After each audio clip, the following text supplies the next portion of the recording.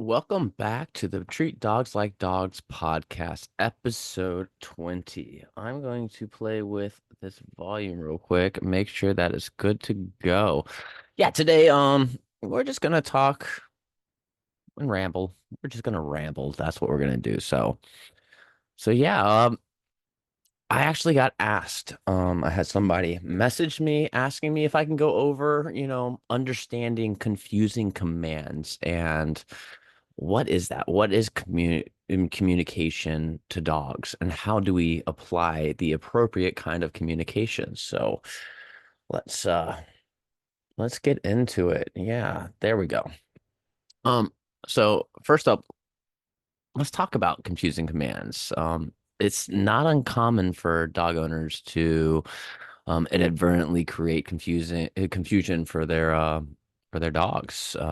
A classic example is using different words for the same command. For instance, if you're going to teach a dog to sit, and you end up saying sit, sit down, take a seat, down, and so on, for the same command, you're giving mixed signals there. Dogs thrive on consistency. So when we use our commands, it's going to be repetition, and the repetition creates association. And that's how dogs learn. They're associative learners. So they're going to understand the association is the command, the treat, the payout, command, treat, payout. They're going to be expecting payout, and that's why they're doing the commands, right? So they have associated that word. So if you start changing the command often, your dog's probably not going to understand what you want. So it's essential to choose a command and stick to it. Clarity is absolutely key in this. Now, one thing that I do notice that people get wrong all the time is when we are giving commands, we we sometimes get frustrated with it, right? And we get frustrated constantly when we're giving commands to our dogs. And when we get frustrated, um, the dogs are going to feel that. The dogs are going to know that you're frustrated, and it's going to frustrate them. When we're training our dogs, let's always end on a positive note. It's going to help keep the dogs driven and motivated to keep training rather than being averse to doing so. So, another thing about it, especially dogs being associative learners, is that when we give a dog a command, you better make sure that 100% of the time you are willing to either punish or reward. If you don't have the capability of punishing or rewarding, then don't give a command. You can give half-ass commands. I do it all the time. Like instead of saying, Nezzy, come. Uh, for my dog Nezzy, come. I might say, hey, get over here. Right? That doesn't mean shit. She can listen or she might not listen. But if I say, come, I'm going to make sure that she will 100% of the time do as I ask, or we use a punishment when she blows it off. So that way, she continues associating the appropriate things. She knows what the command means. She's going to do the command. It's not optional. So, so timing is going to be extremely important during this as well. So a critical aspect of dog training that often gets overlooked is timing. And timing refers to how quickly you deliver a reward or a correction after the behavior occurs. So if your timing is off, your dog is not going to connect the dots, right? You have about a 2 second max window for the dog to connect the dots from a behavior and the reward or punishment or correction, however you want to say it. Uh, so an example is if you're trying to reward your dog for sitting, but you wait too long, let's say they've already moved and gotten distracted, they're no longer going to associate that treat or toy or praise with the sits that you wanted to reinforce, but likely whatever the action they had just done right after that. So aim for that immediate reinforcement or immediate punishment, ideally within a second or two. But that's why markers are really important. So you can have reward markers like a clicker, um, or you can have punishment markers as well. One of the big markers that you'll see a lot of trainers using is yes, right? We load the markers, and when you load a marker, what that means is like if you're loading a reward marker, uh, you're going to use the marker yes or the clicker click and then treat click treat click treat click treat click treat. It's Pavlovian. That's classical conditioning. They're starting to make the connection, internalized emotional responses to the clicker means good feelings, right? So therefore you can now very quickly utilize that clicker, so that way you can mark the point in time, the moment the dog does the behavior you want, to create those feel good feelings that the dog knows what you are asking. This is what we wanted. And then you can follow it with a treat afterwards. So that way you don't have to fumble around with a treat, try to get it to the dog in time. So that makes training and manipulating behaviors a hell of a lot quicker. So we often hear about positive reinforcement and its effectiveness, but punishment does play a role, though it's can be a trickier subject depending on who you ask.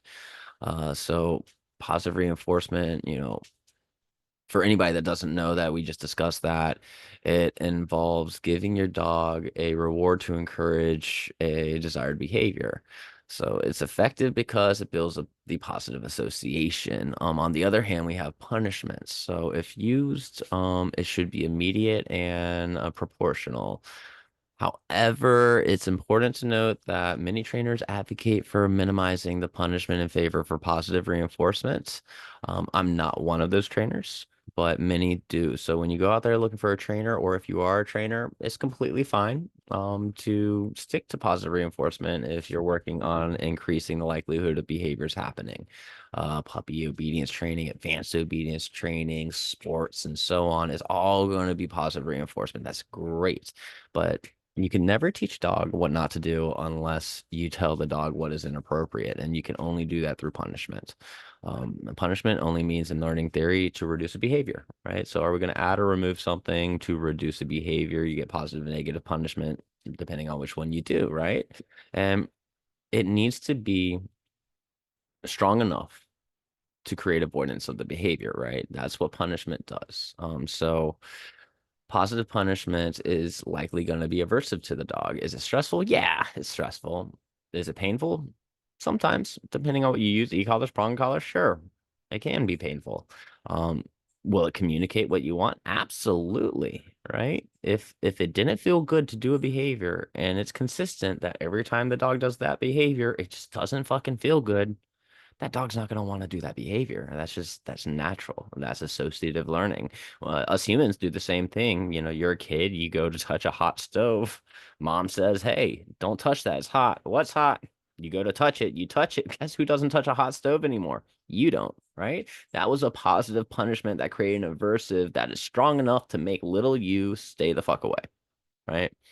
So, so yeah, again, back to reward markers though. When it comes to reward markers, it's where things do get interesting, because the cue that lets your dog know they did something right, it speaks volumes to dogs, right?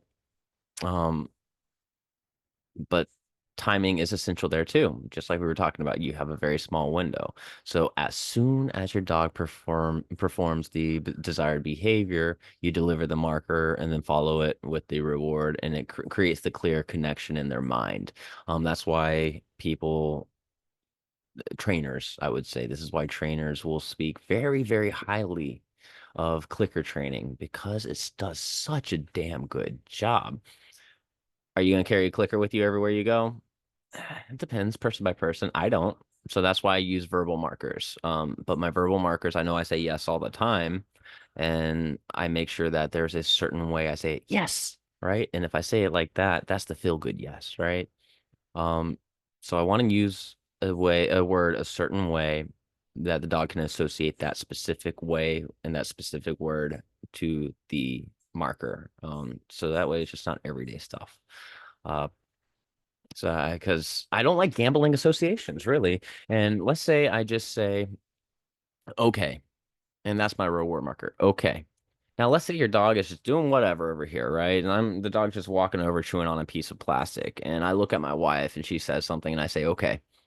that could potentially create an association that whatever the dog was doing, chewing on the plastic, was a good thing, and they want to keep doing it more and more because they got even higher level feelings, although they're probably already self-reinforcing the chewing on it, but you're not helping, right? Um, so that goes back to, again, the confusing commands, right? So another thing about training is our handling skills, right? So effective dog training requires not just understanding of learning theory and training methodologies, but your practical handling skills, which means how you communicate with your dog through body language, tone of voice, and even your energy, right? So dogs are incredibly perceptive and will pick up on your emotions too. And if you're frustrated or anxious, your dog may become anxious too. So maintaining a calm and positive demeanor during training is extremely crucial. Use a relaxed posture. You can use an enthusiastic voice or a gentle voice, either or. Use enthusiastic energy when rewarding for good behavior. Be precise, be crisp with what you're telling your dog, and don't continuously repeat the commands.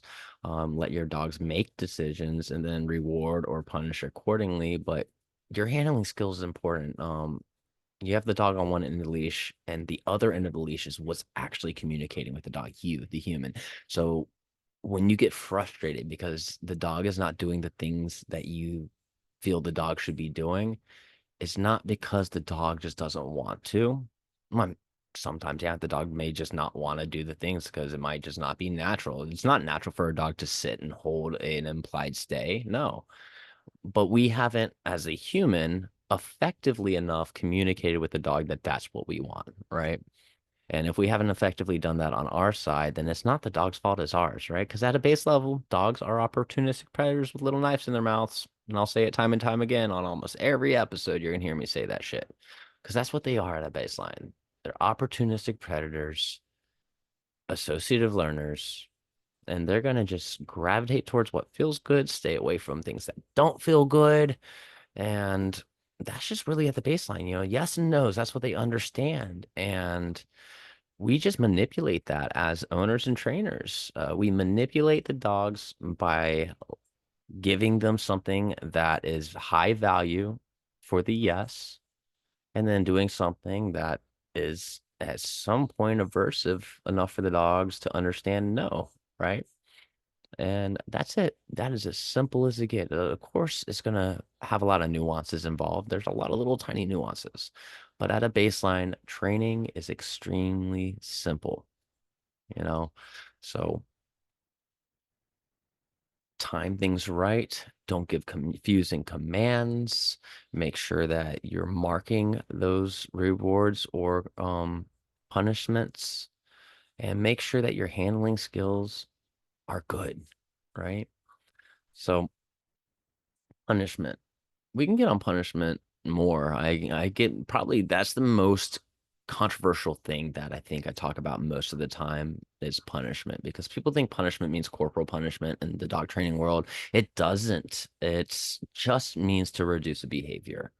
Uh, and in operant conditioning, which was really practiced and created by B.F. Skinner for human psychology, it works across the board. Learning theory doesn't change for any animal that is cognitive enough to make their own decisions, right? Any sentient being.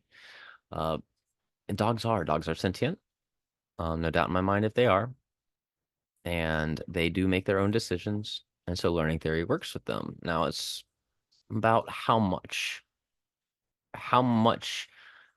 force do we need? How much non-force do we need? How much aversiveness do we need? How high level of treats do we need? What motivations do we give that's going to supersede their own motivations, right? So this is a lot of times I do tell people not to not to focus on the dog breed itself. Focused on the dog in front of you. Too many people get caught up on the breeds. Like I have a husky right here, right? Huskies are known to be highly independent dogs. Great, that's what they're supposed to do. I'd be terrified if I had a bunch of Labradors on a sled, specifically because Labradors are so willing to please and they are so biddable that when you tell them to go fucking straight, they're gonna go fucking straight, right? You get a bunch of Huskies, and the Huskies start feeling that ice thinning under their feet. You can tell them to go straight all you want. They're gonna say, "Fuck you, dude. I'm going this way," and they're gonna save everybody's lives, right? That's what they're meant to do. So as far as Spitz breeds go, yeah, they're more primal breeds. They're more independent by nature, genetically. They're supposed to be independent, but after that, don't focus on, oh, my dog's just an independent dog. That's why they're hard to train. No, no, no, no. Because again, you didn't communicate effectively enough, right? Yeah, they're independent, but all that means is that you're just going to have to use a higher aversive and higher level rewards. That's it. Supersede what they want to do with something better, right? If they're doing something dangerous, supersede their motivation to do said dangerous thing. Jump over fences, dig under fences, jump out of doors, run in traffic, run away, whatever it is. Supersede it with a high enough aversive, a punishment that is going to tell the dog, don't fucking do that, right? And that's fine, right? Of course, you're gonna have people talk about the new science. The new science says you should never use punishment on dogs because it's chances of fallout. Never seen fallout, by the way. I have never once seen fallout unless somebody is purposely abusing the shit out of their dog, right? But for somebody that, even e-collars, right? The whole idea that you can use e-collars wrong to the point that your dog is just going to just be a mess. I mean, sure, sure. But it takes a lot. The average person that's not trying to abuse their dog, even if they're missing the mark and stuff, like you're not gonna destroy your dog. You're just not. If you're abusing your dog, then it doesn't matter. You have an e-collar in your hand, and you're gonna. Let's say we ban e-collars. That same person that would have fucked up a dog with an e-collar is gonna still do the same thing with a fucking flat collar and a leash. So, I'm not talking about them, right? But we got to communicate with the dog. If we tell a dog only the good things, here's the things we want from you, and we never ever ever communicate what they shouldn't do, that's 50% of their learning capabilities out the window. And that's not good. That's not good. That's how we end up with behavioral messes of dogs, right? Among other things. There's plenty of other reasons why. I mean, 50% of dogs' behavior is going to be genetics, and the rest is going to be a mixture between environmental factors and owner factors. And I'll say every single dog I have ever worked with that has behavioral issues that is aggressive and reactive, minus two dogs have all because of environmental or owner factors, right? Bad handling skills, bad communication skills. And when I say communication, not confusing the dog, telling the dog exactly what you want and them understanding what you mean and being able to connect those dots, right? Uh, People that are afraid to say no to their dog, and people afraid to set boundaries. I mean, this is shit I see all the time. There's only been two times that I've had dogs that were true neurological issues due to bad genetics that caused aggression. Um, so keep that in mind when it comes to your dog and your dog's behavior. It is likely explained just by looking around. Look at yourself, what you're doing. Look how what you're trying to communicate with the dog. Are you getting frustrated? Look at your environmental factors, right? Like, here's a good example. Dog, I actually had a client like this the other day. Dog has been fine for years, 4 years old now. And then randomly out of nowhere, the dog is now becoming people reactive, but only when they're inside the house. Why is this? Why did this happen? After a long discussion, it was pretty simple. It's because people keep harassing the fucking dog, right? The dog's like, okay, you're having a get together. You do it like once a week. You got a bunch of people over, and it's a lot for me. So I'm going to come over here and hang out in my kennel. or I'm gonna come over into the kitchen or go into the bathroom and just chill, right? Nobody's here. It's a little more quiet, right? You know what they do? Come on out, Fido. Come on out. Come here. Oh, you don't want to come? I'm gonna come and get you and make you come. Oh, okay. Well, you don't want me to come get you? Okay, go ahead. Go and find him and pet him and all this shit. All right. Of course, the dog's gonna start becoming reactive because every single time people are around, the dog is harassed. Right? It's aversive. It's not fun for the dog. And so the dog is going to start, the dog's already communicated by saying, I want to go and decompress somewhere else. The dog's already probably communicated by, stiff body language, maybe whale eyes, maybe lick lips and yawns out of nowhere, pinned ears, tuck tail, like plenty of different things that is probably telling you, appeasement behaviors maybe, and so on. And then when you don't listen to it, they're eventually going to have enough, and then they're going to tell you with stronger body language, lunging, barking. If that doesn't work, then they're going to start using their fucking teeth, right? This shit just continues to get more and more and more extreme because we're not listening to the dog and what they're trying to communicate with us. Of course, there's going to be times where it's like, that's just inappropriate, right? Like, I should be able to touch my dog's nails and not have my dog bite me, right? Absolutely should be able to. Um, so there's different things that I would, obviously force my dog to have to be comfortable being uncomfortable, but I'm not doing nails every single week on my dog. I'm not doing nails every other day on my dog. It's twice a week. More sorry, not twice a week, twice a month, tops. Once a month sometimes. It just depends, really. But I mean, don't harass your dogs, guys. Listen to your dog's body language. Listen to what your dog's trying to communicate because they will be telling you exactly what you need to know if you pay attention. Like, I honestly, here's a hot take. I think that anybody that owns a dog or wants to own a dog should take some type of class just to show that they know the basics of learning theory, training methodologies, different training methodologies, just the basics, right? And then dog husbandry, right? How to fucking take care of your dog, right? Canine behavior, just the basics, the most basic shit. Because the amount of dogs that end up in shelters and then keep yo-yoing back and forth from home to shelter to get euthanized eventually, the amount of dogs that just get abandoned in the road, the amount of dogs that become aggressive and end up with bite records, right? And eventually euthanized and so on. It's all usually because people get dogs and don't know what the fuck they're doing, right? So if you're gonna get a dog, learn before you get the dog. Don't impulse buy a dog. Don't listen to bullshit. Get a trainer if you need to. Research. You can talk to people, figure out the facts, the truth, on this information. If somebody says, "Oh, well, there's a research study that says this," ask them to cite it and read it, right? Read the study, see for yourself. Because, like, don't take me at face value, but people fuck their dogs up all the time. That's why I have a job, guys. I mean, it's always going to happen. There's always going to be the people, but you can do better. You can be better. Advocate for the dog, listen to the dog, treat the dog appropriately, train the dog appropriately.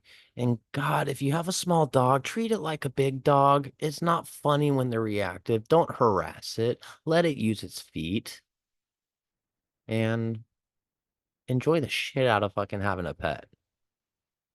But other than that, that's what I got for you. A little short episode, nothing crazy. I just wanted to stop in and say hi, I guess. So if you liked anything or want me to elaborate, feel free to go ahead, comment. And I think in one of the next couple episodes, I'm gonna go through a bunch of comments on previous episodes, and we're gonna kind of deep dive into some of the comments, see what some of y'all have to say, good and bad. From there, thank you so much, and I hope you have a wonderful day, night, week, month, year, whatever it may be, and we will see you on the next episode. All right, later.